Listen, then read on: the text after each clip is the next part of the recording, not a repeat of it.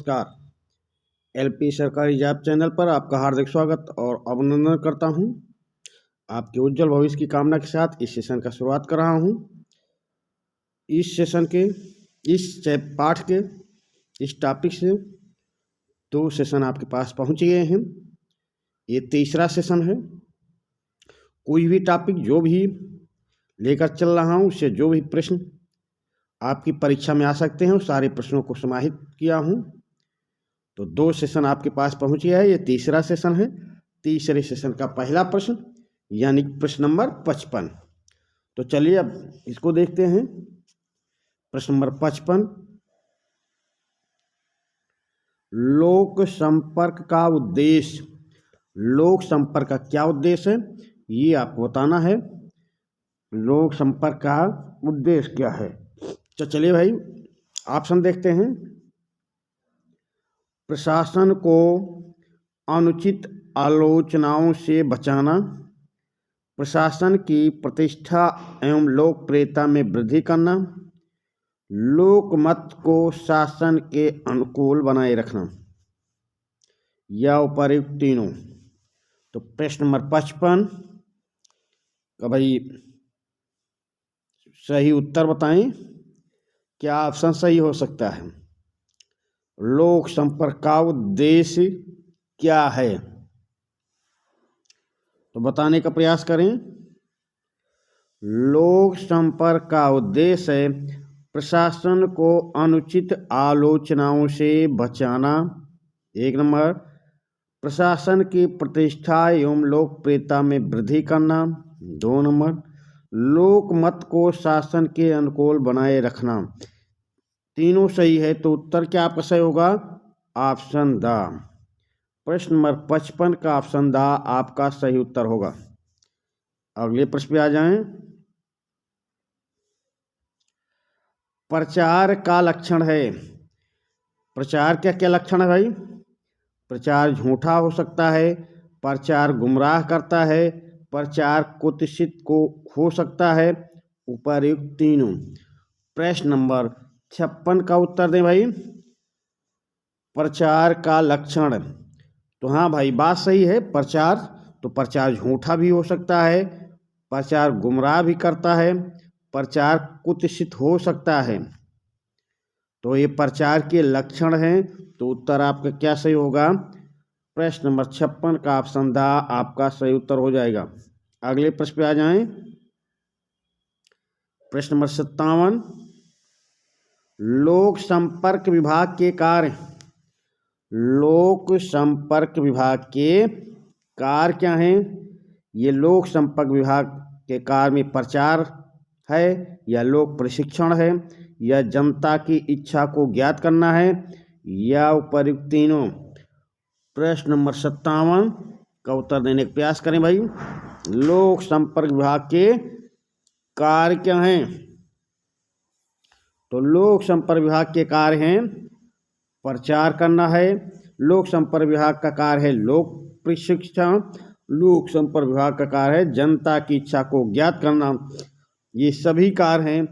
तो उत्तर आपका क्या सही होगा? Option the. प्रश्न नंबर 57 का ऑप्शन द आपका सही उत्तर हो जाएगा। अगले प्रश्न पे आ जाएं। प्रश्न नंबर 58, सरकार की उपलब्धियों से जनता को परिचित करने का कार्य किसका है? सरकार की उपलब्धियों से जनता को परिचित करने का कार्य किसका है? गृह विभाग का है, या लोक संपर्क विभाग का है, या कृषि विभाग का है, या शिक्षा विभाग का है? प्रश्न नंबर 58 का उत्तर देने का प्रयास करें। सरकार की उपलब्धियों से जनता को परिचित करने का कार्य किसका है? परिचित कराने का कार्य किसका है? और साथ में भाई दोस्तों अपने साथी दोस्तों को जो टीजीटी, पीजीटी या अन्य किसी भी टीचर या और कोई भी नौकरी की तैयारी कर रहे हों, तो पोल्ट्री से जितने प्रश्न बन सकते हैं, पोल्ट्री की क्लासेस पे चल रही हैं। इसमें अधिक प्रश्नों को सम्मिलित किया गया है, कठिन प्रश्नों को सम्मिलित किया गया है। इस सेशन को देखें। जो पहली बार देख रहे हो वो चैनल को सब्सक्राइब कर लें ताकि आपको ऐसे प्रश्नों से अवगत करा सकूं, ऐसे प्रश्नों से आप परिचित हो सकें। आप ऐसे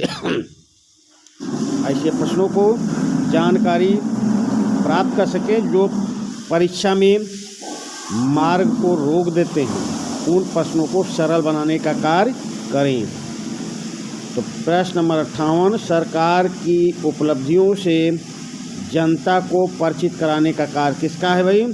तो ये कार्य है लोक संपर्क विभाग का भाई। प्रश्न नंबर 58 का ऑप्शन बा आपका सही उत्तर होगा।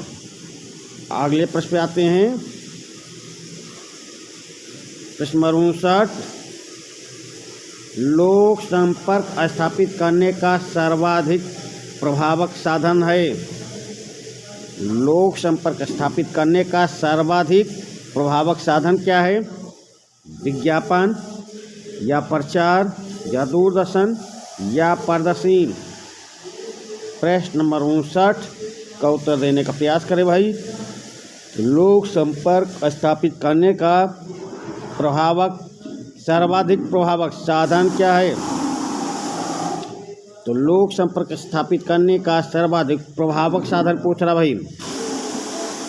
प्रभावक साधन से दूरदर्शन हो सकता है, दूरदर्शन। प्रश्न नंबर 59 का ऑप्शन सा आपका सही उत्तर है। अगले प्रश्न पे आ जाएं। भारत में लोक संपर्क के मार्ग में बाधा है। भारत में लोक संपर्क के मार्ग में बाधा है। क्या बाधा है? निरक्षरता, उदासीनता, निर्धनता।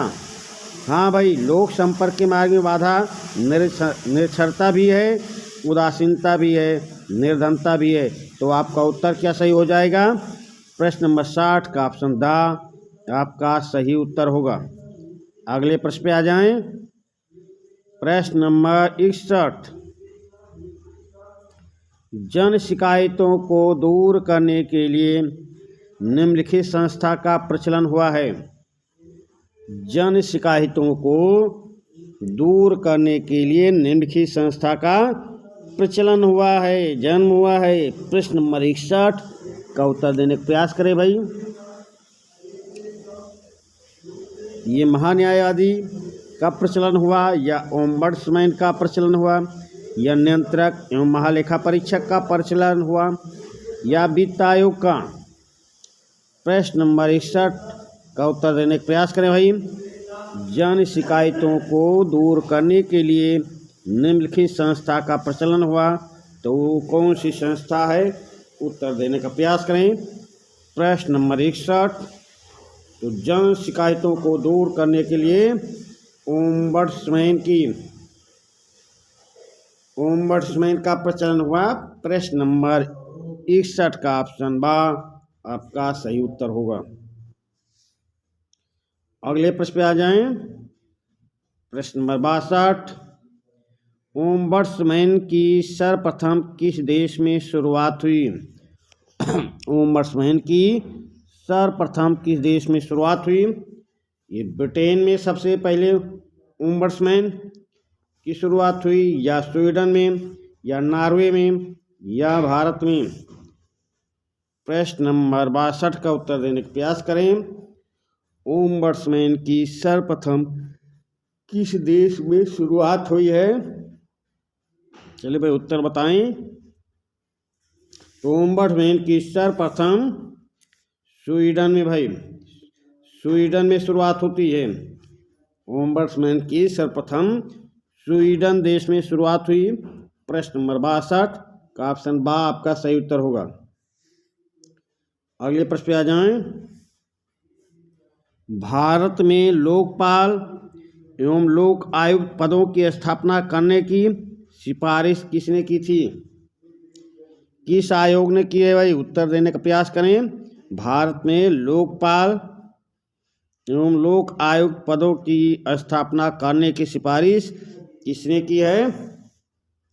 सरकारिया आयोग ने की है, या प्रशासनिक सुधार आयोग ने, या ठक्कर आयोग ने, या विधि आयोग ने? प्रश्न नंबर 63 का उत्तर देने का प्रयास करें भाई।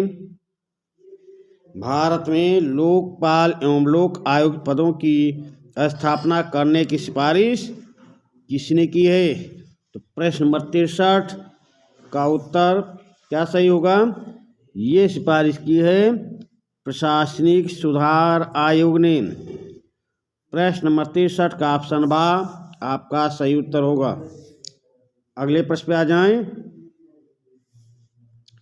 भारत में ओम्बड्समैन जैसी संस्था स्थापित करने के प्रबल समर्थक हैं। भारत में ओम्बड्समैन जैसी संस्था स्थापित करने के प्रबल समर्थक ए पालकीवाला हैं, या सोली सोरावजी हैं, या नीरेंडे हैं, या लक्ष्मी मल सिंघवी हैं? प्रश्न नंबर 64 का उत्तर देने का प्रयास करें भाई। भारत में ओम्बड्समैन जैसी संस्था स्थापित करने के प्रबल समर्थक कौन हैं? तो उत्तर देने का प्रयास करें। प्रश्न नंबर 64 का ऑप्शन दा आपका सही उत्तर होगा। लक्ष्मी मल सिंघवी भारत में ओम्बड्समैन जैसी संस्था स्थापित करने के प्रबल समर्थक हैं भाई। तो चलिए अगले प्रश्न पे आते हैं। प्रश्न नंबर 65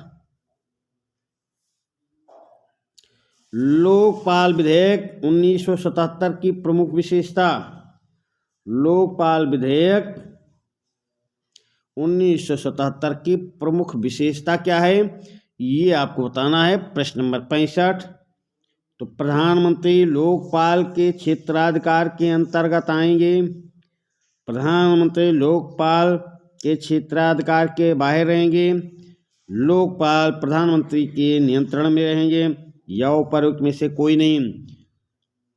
तो प्रश्न नंबर 65 का उत्तर देने का प्रयास करें।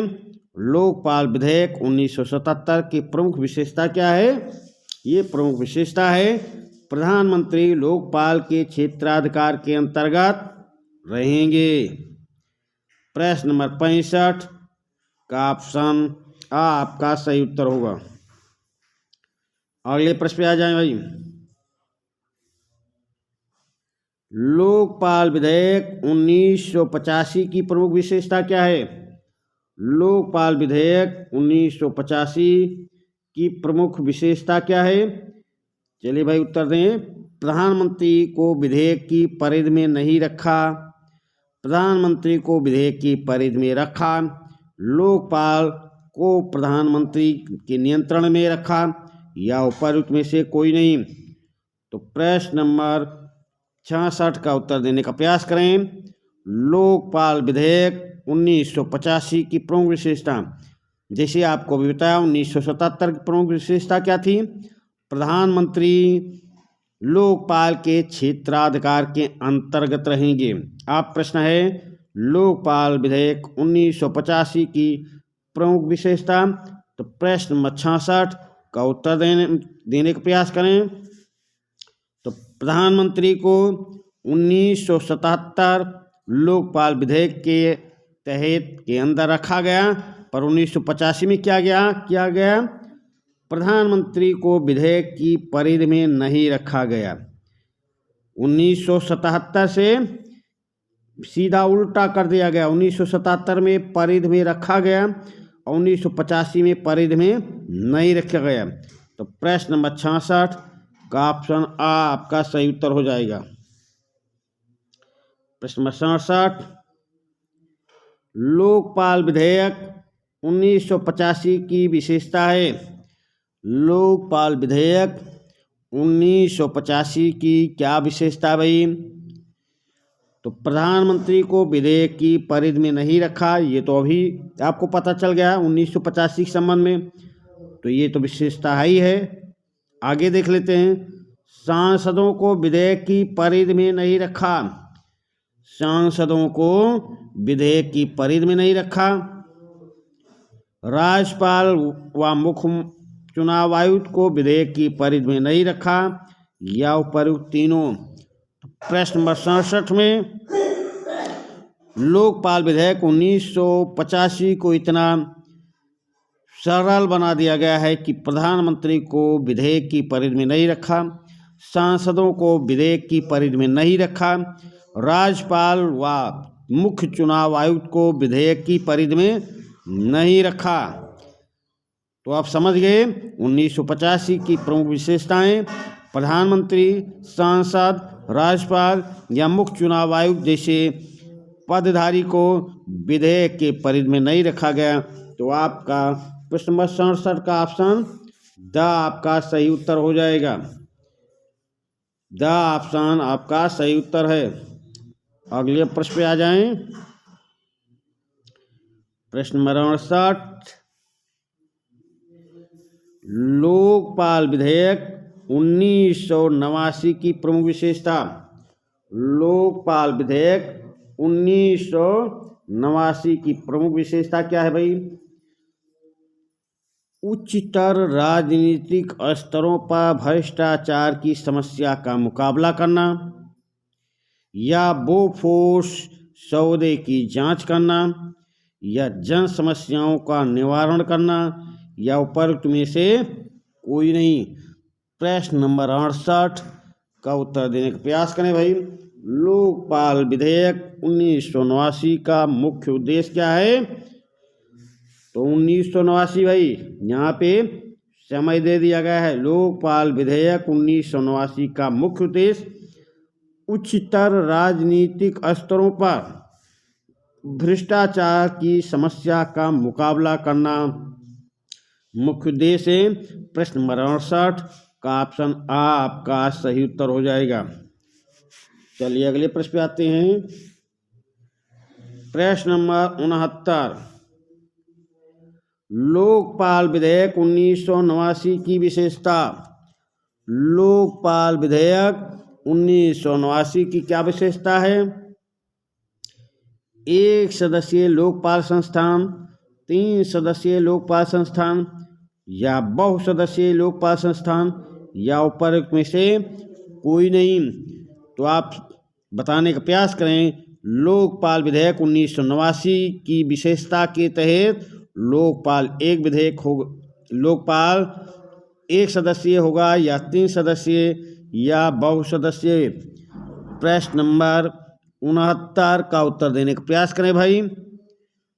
प्रश्न नंबर 69 लोकपाल विधेयक 1989 की विशेषता क्या है? तो प्रश्न नंबर 69 उत्तर देने का प्रयास करें। लोकपाल विधेयक 1989 की विशेषता है कि लोकपाल 3 सदस्यीय लोकपाल संस्थान होगा, 3 सदस्यीय होगा। प्रश्न नंबर 69 का ऑप्शन बा आपका सही उत्तर होगा। अगले प्रश्न पे आ जाएं। प्रश्न नंबर 70 लोकपाल विधेयक 1989 की विशेषता नहीं है। लोकपाल विधेयक 1989 की विशेषता नहीं है। तो एक सदस्यीय लोकपाल संस्थान अभी हम आपको बता चुके हैं। अगले प्रश्न में आपको ज्ञात हो चुका है कि 3 सदस्यीय होगा। लोकपाल विधेयक 1989 की विशेषता के तहत लोकपाल 3 सदस्यीय होगा। तो एक तो ये विशेषता नहीं है, आपका उत्तर मिल गया है। ठीक, अब आगे भी देख लेते हैं। 3 सदस्यीय लोकपाल संस्थान ये तो है ही, अभी बताया ही हूँ। प्रधानमंत्री भी लोकपाल की परिधि में 1977 में लोकपाल की परिधि में किया गया प्रधानमंत्री को। 85 में प्रधानमंत्री को लोकपाल परिधि से अलग रखा गया। फिर 1989 में प्रधानमंत्री भी लोकपाल की परिधि में आ गए। अब ऑप्शन दा भी देख लें। लोकपाल का वेतन मुख्य न्यायाधीश के बराबर होगा। तो चलिए ये भी सही है। ऑप्शन बा 3 सदस्यीय लोकपाल संस्थान, प्रधानमंत्री भी लोकपाल की परिधि में। ऑप्शन दा लोकपाल का वेतन मुख्य न्यायाधीश के वेतन के बराबर होगा। तो प्रश्न नंबर 70 का उत्तर क्या होगा? यहाँ नहीं पूछ रहा, तो ऑप्शन आ आपका सही उत्तर हो जाएगा। प्रश्न नंबर 70 का ऑप्शन आ आपका सही उत्तर हो जाएगा। विशेषता नहीं है ये पूछ रहा। चलिए अगले प्रश्न पे आ जाएं। प्रश्न नंबर 71, लोकपाल विधेयक 1989 के अनुसार लोकपाल उसी को बनाया जाएगा जो लोकसभा का स्पीकर रह चुका हो, या सर्वोच्च न्यायालय में न्यायाधीश रह चुका हो, या सर्वोच्च न्यायालय का वकील हो, या विधि आयोग का सदस्य हो। प्रश्न नंबर 71 का उत्तर देने का प्रयास करें भाई। तो सीधी सी बात है, जब इतनी इसको पावर दी जा रही है, इतना इसको शक्ति दी जा रही है, लोकपाल विधेयक 1989 के अनुसार लोकपाल उसी को बनाया जाएगा जो सर्वोच्च न्यायालय में न्यायाधीश रह चुका हो। प्रश्न नंबर 71 का ऑप्शन बा आपका सही उत्तर है। अगले प्रश्न पे आ जाएं। प्रश्न नंबर 72, लोकपाल 1989 लोकपाल विधेयक 1989 के अनुसार लोकपाल का वेतन किसके बराबर होगा? लोकपाल विधेयक 1989 के अनुसार लोकपाल का वेतन होगा भाई किसके बराबर होगा? ये उत्तर देने का प्रयास करें भाई। प्रश्न नंबर 72, सर्वोच्च न्यायालय के मुख्य न्यायाधीश के बराबर, या सर्वोच्च न्यायालय के न्यायाधीश के वेतन के बराबर, या उच्च न्यायालय के न्यायाधीश के वेतन के बराबर, या उपरोक्त में से तीनों से भिन्न। तो प्रश्न नंबर 72 का उत्तर दे भाई। तो सीधी सी बात है, इतने महत्वपूर्ण पदधारी को सर्वोच्च न्यायालय के मुख्य न्यायाधीश के वेतन के बराबर वेतन दिया जाएगा। प्रश्न नंबर 72 का ऑप्शन आ आपका सही उत्तर होगा। अगले प्रश्न पे आ जाएं। प्रश्न नंबर 73, भारत में केंद्रीय स्तर पर पहले लोकपाल, भारत में केंद्रीय स्तर पर पहले लोकपाल कौन है भाई? प्रश्न नंबर 73, टी.एन. शेषन को पहला लोकपाल बनाया गया, या लक्ष्मी सिंघवी को, या N.A. पालकीवाला को, या उपरोक्त में से कोई नहीं सही। प्रश्न नंबर 73 का उत्तर देने का प्रयास करें। तो भारत में केंद्रीय स्तर पर पहले लोकपाल किसे बनाया गया? टी.एन. शेषन को नहीं, लक्ष्मी सिंघवी को नहीं, N.A. पालकीवाला को नहीं। तो उत्तर आपका क्या सही होगा? ऑप्शन दा। प्रश्न नंबर 73 का ऑप्शन दा आपका सही उत्तर हो जाएगा। अगले प्रश्न पे आ जाएं। प्रश्न नंबर 74, भारत के अधिकांश राज्यों में निम्नलिखित संस्था कार्यरत है। भारत के अधिकांश राज्यों में निम्नलिखित संस्था कार्यरत है भाई। ये विधि आयोग है, या वित्त आयोग, या लोकायुक्त, या महान्यायाधीश। प्रश्न नंबर 74 का उत्तर देने का प्रयास करें। तो यहाँ पे अधिकांश राज्यों पूछा गया है, ये केंद्र से संबंधित है पद। तो ऑप्शन क्या आपका सही हो जाएगा? अधिकांश राज्यों में लोक आयुक्त पद सृजित हैं भाई। प्रश्न नंबर 74 का ऑप्शन सा आपका सही उत्तर हो जाएगा। अगले प्रश्न पे आ जाएं। भारत में केंद्रीय स्तर पर निम्नलिखित संस्था अब तक अस्तित्व में नहीं आई।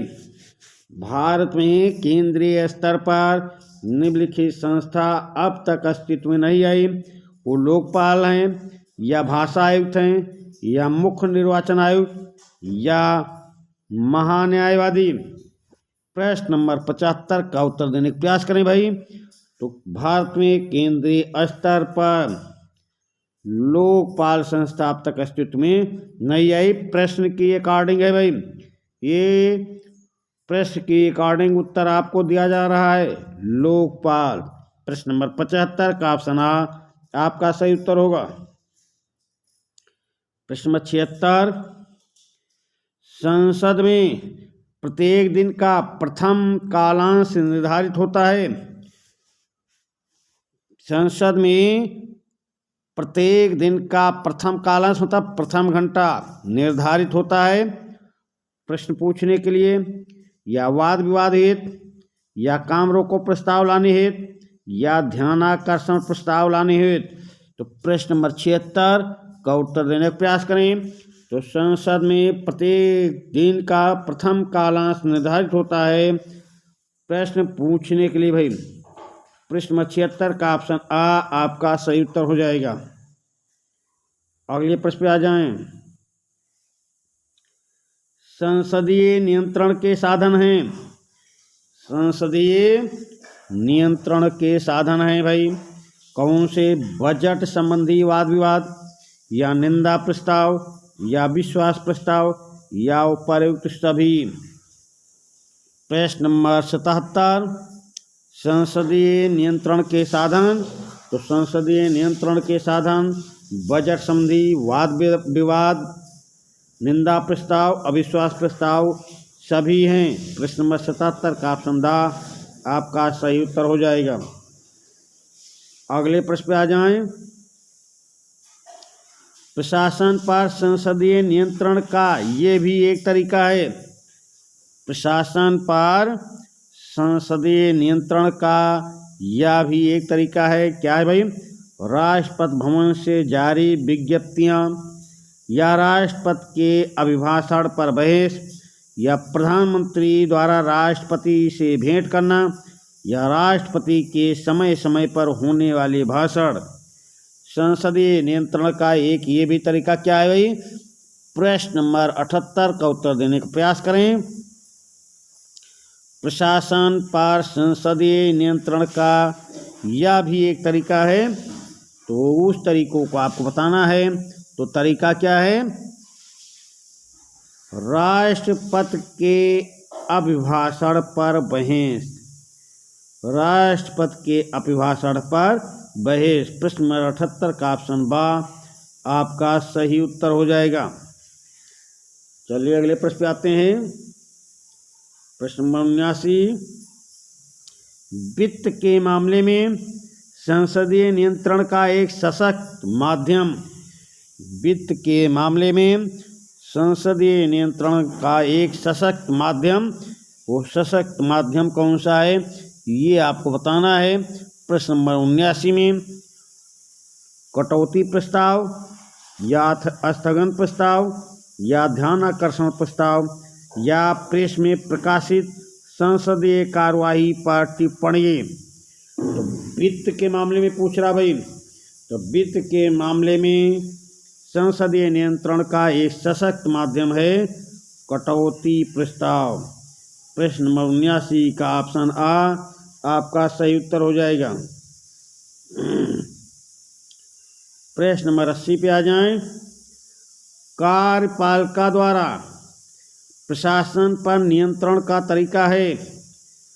कार्यपालिका द्वारा प्रशासन पर नियंत्रण का एक तरीका है प्राधिकरण समिति द्वारा, या बजट पारित करके, या कटौती प्रस्ताव लाकर, या कर्मचारी की नियुक्ति और पदच्युति करके। तो प्रश्न नंबर 80 का उत्तर देने का प्रयास करें भाई। कार्यपालिका द्वारा प्रशासन पर नियंत्रण का एक तरीका है कर्मचारी की नियुक्ति और पदमुक्ति कर। प्रश्न नंबर 80 का ऑप्शन दा आपका सही उत्तर हो जाएगा। अगले प्रश्न पे आ जाएं। प्रश्न नंबर 81 विधायी नियंत्रण का एक तरीका ये भी हो सकता है कि विधायिका प्रशासन, भाई क्या है ऑप्शन? प्रशासन के अधिकारियों को स्वयं दंडित करे, या प्रशासन में कार्यरत अधिकारियों की खुली आलोचना करे, या प्रशासन के कार्यों की जांच पड़ताल समय समय पर आयोग या समिति बैठाकर करे, या उपरोक्त में से कोई नहीं। तो प्रश्न नंबर 81 का उत्तर देने का प्रयास करें भाई। विधायी नियंत्रण का एक तरीका ये भी हो सकता है कि विधायिका प्रशासन के कार्यों की जांच पड़ताल समय समय पर आयोग या समिति बैठाकर करिए। प्रश्न नंबर 81 का ऑप्शन सा आपका सही उत्तर हो जाएगा। अगले प्रश्न पे आ जाएं। प्रश्न नंबर 82, प्रशासनिक शक्ति का अंतिम स्रोत किसे माना जाता है? प्रशासनिक शक्ति का अंतिम स्रोत किसे माना जाता है? न्यायपालिका को, या कार्यपालिका को, या विधायिका को, या उपयुक्त में से कोई नहीं। प्रश्न नंबर 82 का उत्तर देने का प्रयास करें भाई। प्रशासनिक शक्ति का अंतिम स्रोत किसे माना जाता है? न्यायपालिका, कार्यपालिका, या विधायिका को? तो प्रशासनिक शक्ति का अंतिम स्रोत माना जाता है विधायिका को। प्रश्न नंबर 82 का ऑप्शन सा आपका सही उत्तर होगा। अगले प्रश्न पे आ जाएं। विधायिका और कार्यपालिका का संबंध। विधायिका और कार्यपालिका का संबंध विशाल व्यवसायिक संगठनों में संचालक मंडल और महाप्रबंधक जैसा होता है, या अमेरिकी कांग्रेस के दोनों सदनों जैसा होता है, या भारतीय संसद के दोनों सदनों जैसा होता है, या पत्नी जैसा होता है। प्रश्न नंबर 83 का उत्तर करने का प्रयास करें। व्यवस्थापिका और कार्यपालिका का संबंध भाई कैसा होता है संबंध? व्यवस्थापिका और कार्यपालिका का संबंध विशाल व्यवसायिक संगठनों में संचालक मंडल और महाप्रबंधक जैसा होता है, या अमेरिकी कांग्रेस के दोनों सदनों जैसा होता है, या भारतीय संसद के दोनों सदनों जैसा होता है, या पति पत्नी जैसा होता है। तो प्रश्न नंबर 83 का उत्तर देने का प्रयास करें। भारत में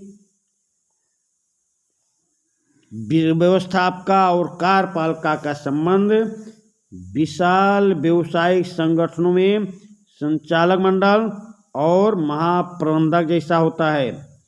प्रश्न नंबर 83 का ऑप्शन आ आपका सही उत्तर होगा। अगले प्रश्न पे आ जाएं। प्रश्न नंबर 84 और इस सेशन का लास्ट प्रश्न। इस सेशन का लास्ट प्रश्न है भाई। तो साथ में अपने दोस्तों को जो प्रतिभागी भाई हैं, जो प्रतियोगिता में भाग ले रहे हैं, वो टीजीटी पीजीटी या किसी अन्य नौकरी से संबंधित, तो पोल्ट्री की क्लास इस चैनल पर चल रही है। इसमें कठिन प्रश्नों और अधिक प्रश्नों की श्रृंखला भी आपके सामने चल रही है। बाद में रिवीजन क्लास भी इसी चैनल पर चलेगा। चैनल को आप लोग सब्सक्राइब कर लें और शेयर भी करें, लाइक भी करें, और कमेंट के माध्यम से कोई प्रश्न जानना चाहते हैं तो उस प्रश्न का उत्तर हम देने का प्रयास करेंगे। कमेंट के माध्यम से पूछ सकते हैं। तो इस सेशन का लास्ट प्रश्न, संयुक्त राज्य अमेरिका में प्रशासनिक नियंत्रण की अंतिम संवैधानिक शक्ति किसके पास है? संयुक्त राज्य अमेरिका में प्रशासनिक नियंत्रण की अंतिम संवैधानिक शक्ति किसके पास है? राष्ट्रपति के पास है, या कांग्रेस के पास, या सर्वोच्च न्यायालय के पास, या उपराष्ट्रपति के पास? तो प्रश्न नंबर 84 का उत्तर देने का प्रयास करें भाई। प्रश्न नंबर 84, संयुक्त राज्य अमेरिका में प्रशासनिक नियंत्रण की अंतिम संवैधानिक शक्ति किसके पास है? तो ये है कांग्रेस के पास। प्रश्न नंबर 84 का ऑप्शन बा आपका सही उत्तर होगा। इसी प्रश्न के साथ, इस सेशन के इस प्रश्न के साथ हम आपसे विदा लेते हैं। धन्यवाद।